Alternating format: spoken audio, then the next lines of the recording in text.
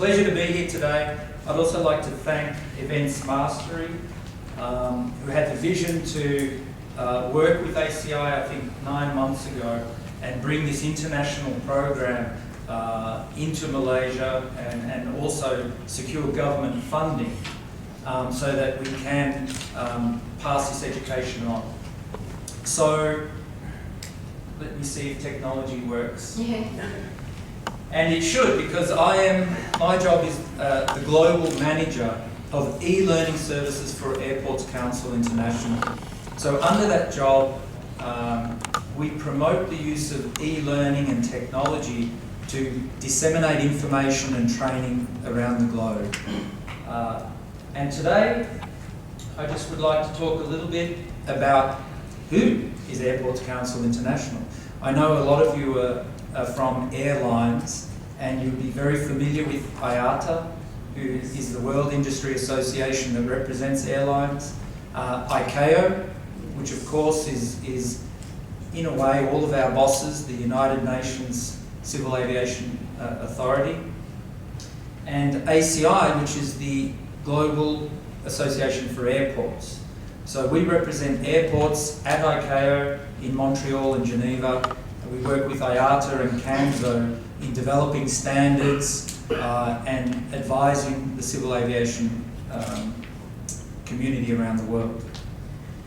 Then I just wanted to talk a little bit about the role that airports have in the world and the opportunity that that represents to us to grow significantly over the next 20 years, and that will require new people in the industry and those with skills that can take advantage of those opportunities. We'll talk about the next generation of airport professionals. What opportunities will these people have, and how will these people look, and what skills and experience they'll need. And then we'll talk a little bit about the program that we're presenting today, which gives the launching pad to a career in airport operations. So, who is ACI? ACI is the single voice of the world's airports. So as the global association, we represent almost 2,000 airports operating in 177 countries. We pretty much represent about 97% of the civil aviation traffic that flows through airports around the world. We're a non-profit organisation with our board is made up of the directors of the major airports and the small airports from around the world. And our fundamental purpose is to advance the collective interests of those airports and in turn the entire civil aviation network that supports civil aviation around the world. And one of our big goals is to promote the excellence in airport operations and management. So trying to help airport operators attract talent and operate those airports in the most effective means possible. And as I said before, we work very closely with ICAO, IATA, and CANZO. And CANZO, for those that aren't aware, is the Association for the Air Navigation Service Providers, which gives us the three fundamental pillars of civil aviation: airports, airlines, and air navigation. So when you get your certificate, it is, you're in the ACI database now. We'll start sending you marketing, no, we won't send you marketing information. But anywhere in the world, if you apply for a job, anywhere in the world, and you put your ACI certificate in, if ACI is contacted, we have a database with your name and that certificate number, and we will verify or to the HR department that you have actually completed that program. And we retain those training records in one massive database. And you'll be in there from people from Dubai and people from Brussels or Paris. You'll be part of that global community. So put it in your resume and make sure you have it in your next job application. And what's exciting is the role of airports in our community. Global aviation is big, big, business. If you think about aviation, at the moment today, aviation sustains some 58 million jobs and $2.4 trillion in GDP or economic activity. That is massive. There are few industries in the world that employ as many people and create direct revenue and indirect revenue to countries. And many countries around the world, look at Dubai, look at Abu Dhabi, what they've done. They've invested heavily. And when Dubai built its airport, there was a lot of criticism. A lot of people in the market said, oh, no one's going to fly through Dubai. Who's going to go to Dubai, you know? And the second runway, that'll be sitting there dormant for 20 years. 6 or 7 years later, they've opened the second runway. And Dubai will be one of the busiest airports in the world. And that generates tremendous economic pull-through for the government.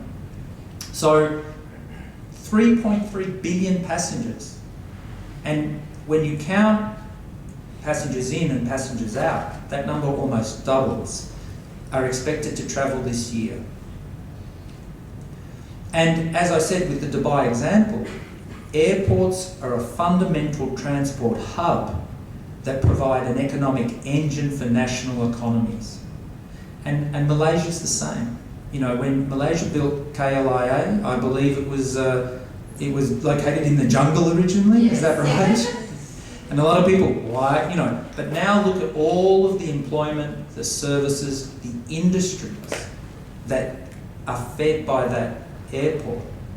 You know, ministers of transportation are understanding that transportation is a key ingredient in economic development for their countries. Indonesia, China, you can see all of those countries investing in that infrastructure. And that means opportunities and jobs for people in this room. And for me too, right? Kids got to go to school.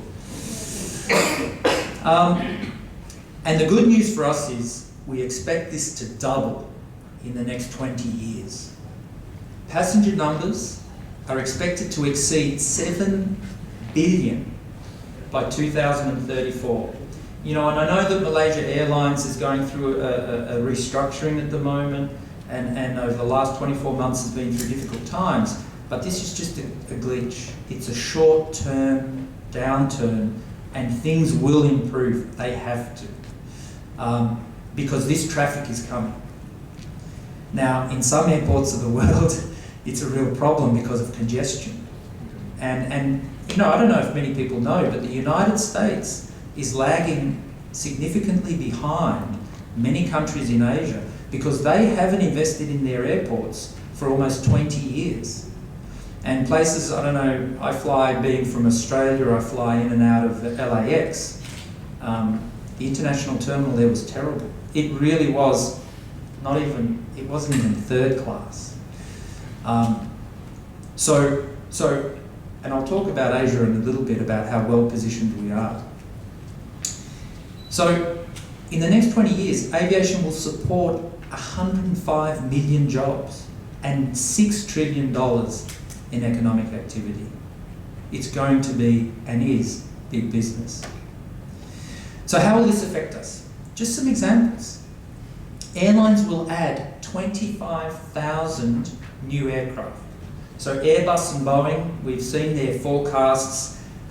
I'd be buying shares in Airbus and Boeing because they are going to be selling billions of dollars of aircraft to bolster our commercial fleets. Whoops. And just alone, we will need almost 500,000 new technicians. This isn't existing technicians. So if there's an engineer amongst us and you want to study maintenance and aviation maintenance, we will need 500,000 new technicians to maintain these aircraft and 350,000 pilots to fly them. I was in a meeting in Mexico recently with all of the Latin American airports, and they already have a huge shortage of pilots. And they're trying to pull the governments together to create funding and invest capital we need to start training these pilots now, because you know how difficult and how long it takes to train them. And the same with air navigation. So if you like becoming an air traffic controller or something like that, 73% of the air traffic controllers in the United States are eligible for retirement in the next 9 years. Exactly. It's huge. You want a green card? I don't know, it's pretty hard to get a green card. It's pretty hard to get a card into Australia as well. But if you have skills, they will go offshore. You know, Australia at the moment, if you're a doctor and willing to work in certain areas of Australia, and Canada's worse, you know, you get fast-tracked. And if you speak French, you can get a visa to Canada in 3 months. So those opportunities will be there, but again, they'll be looking for skilled people. And obviously I'm preaching to the converted because all of you have invested and taken that first step, so congratulations.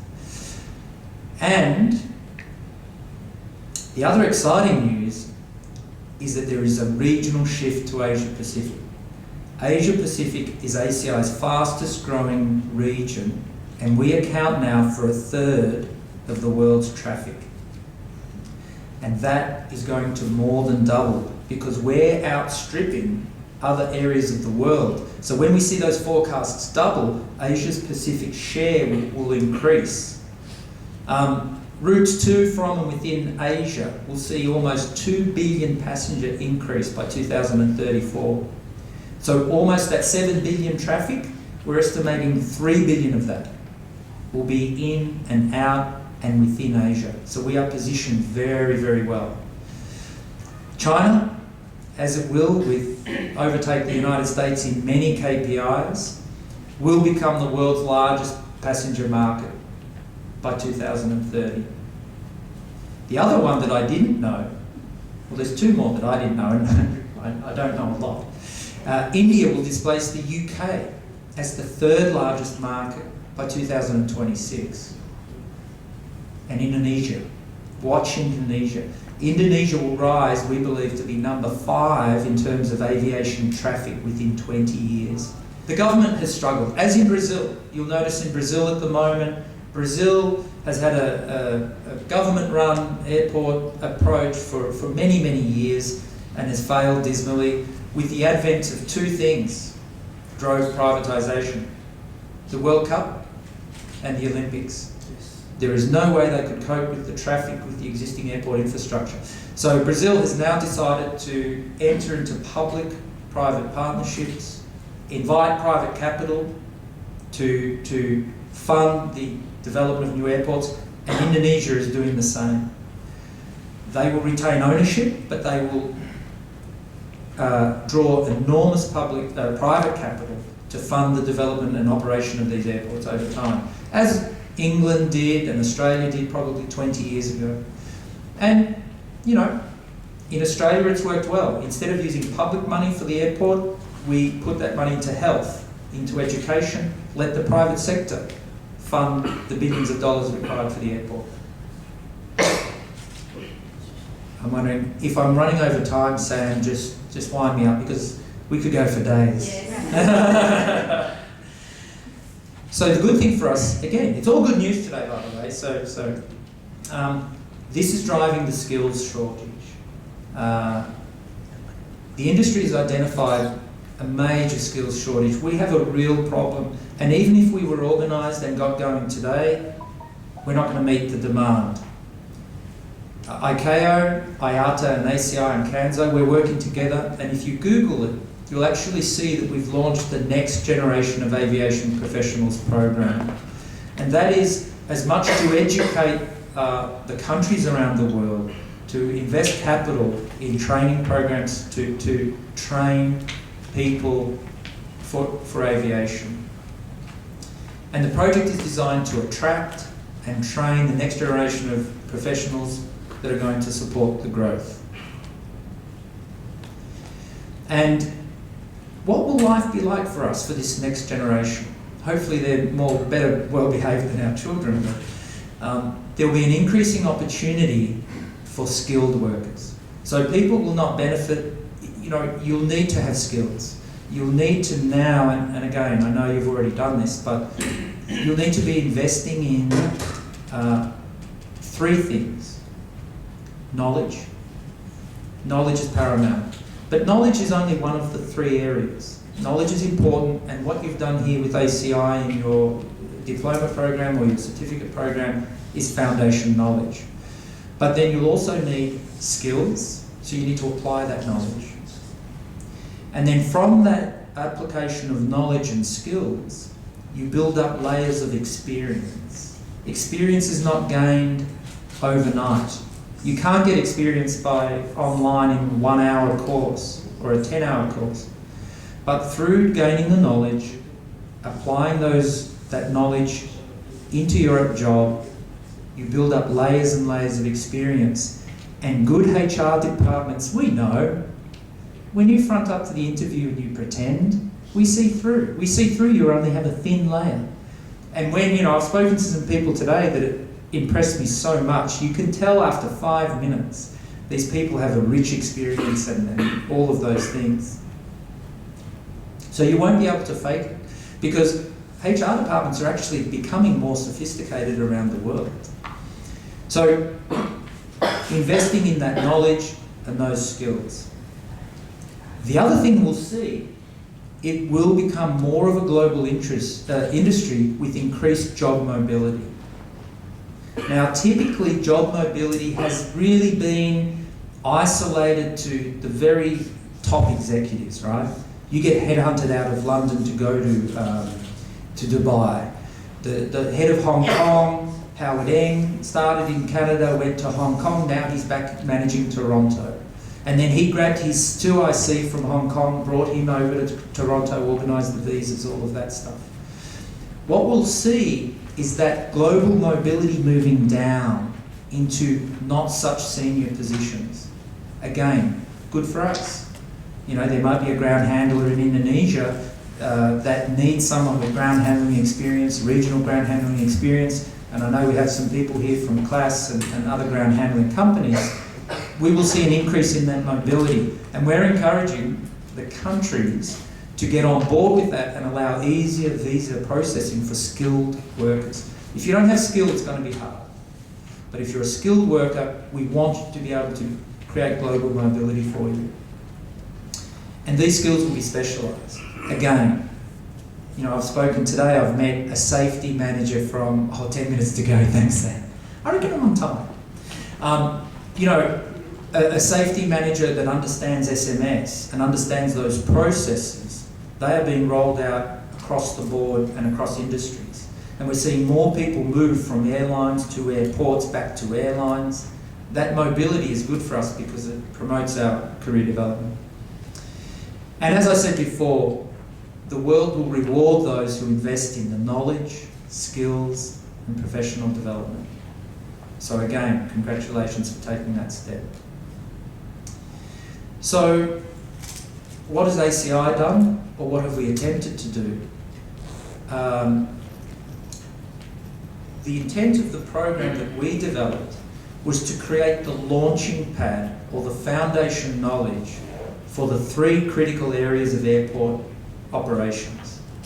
And so our researchers spent 2 years looking at what do you need to know?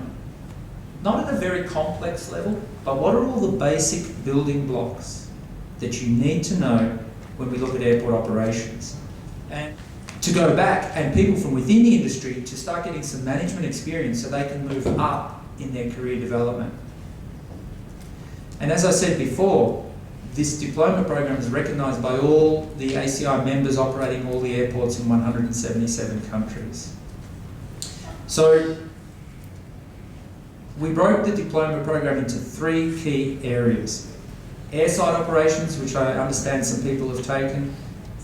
That is built up of the fundamental modules that go into predominantly all the airside ops. So from ground handling, there'll be a lot of similarities on those areas.